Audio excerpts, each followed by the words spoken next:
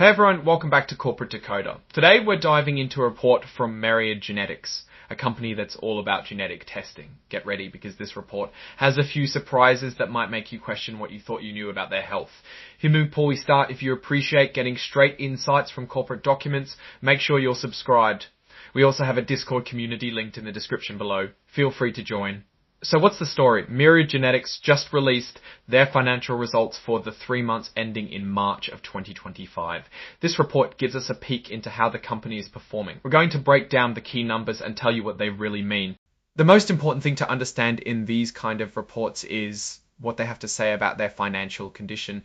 It's like checking the temperature of the business. Myriad announced their financial results for the 3 months that ended March 31, 2025, so that's what we're focusing on.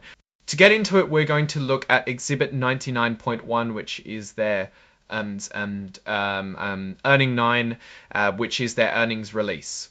Alright, let's jump into the details from the earnings release dated May 6, 2025. Remember, these are for the 3 months that ended in March.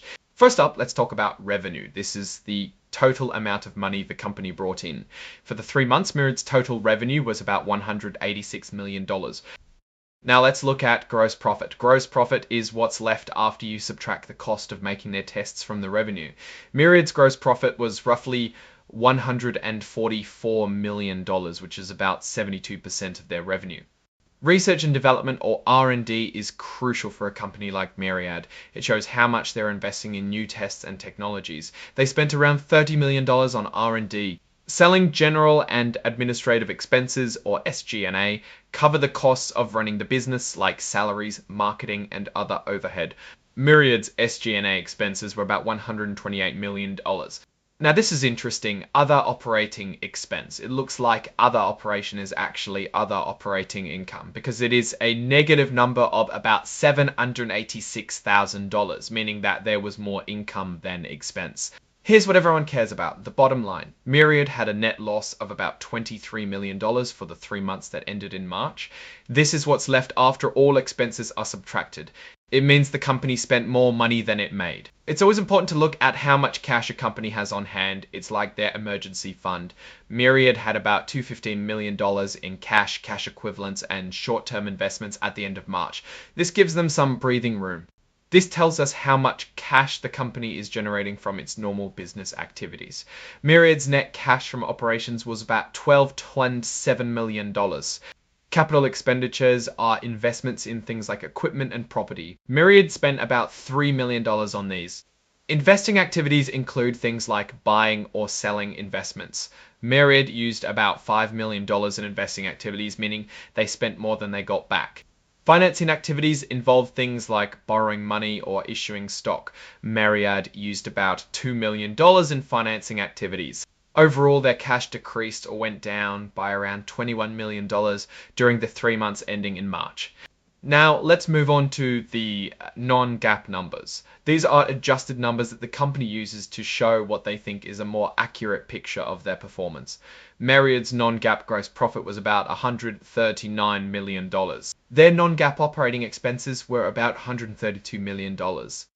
Using these non-GAAP measures, Myriad had a net income of about $7 million. This is very different than the GAAP net loss we talked about earlier, so it is important to understand these differences. Finally, let's look at adjusted EBITDA, which stands for earnings before interest, taxes, depreciation, and amortization. It's another way to measure profitability. Myriad's adjusted EBITDA was about $19 million. Before we wrap up, it's important to remember this report also has a section on forward-looking statements. This is basically a disclaimer that says, hey, we're making predictions about the future, but things might change. The report says that several risks and uncertainties could cause their actual results to be different from what they expect. This is standard stuff for these reports, but it's always good to keep in mind. Alright, so what does this all mean? Well, on the surface, Myriad had a tough quarter with a net loss of about $23 million. That's not so great. They spent more money than they made. But if you look closer, the non-GAAP numbers tell a different story. The company had a profit of about $7 million using these measures. However, you should remember that the company picks and chooses what to include and exclude for these non-GAAP numbers, so keep that in mind. The company is spending a good amount on R&D, meaning that they are investing into the future and not just today. They have a fair amount of cash on hand so that they can keep doing what they do. My biggest concern is that their cash went down by $21 million in 3 months alone. If that rate persists, that means that they could spend up their full $15 million in cash in under 3 years, which is concerning. The company needs to either slow down their spending or find ways to make more money.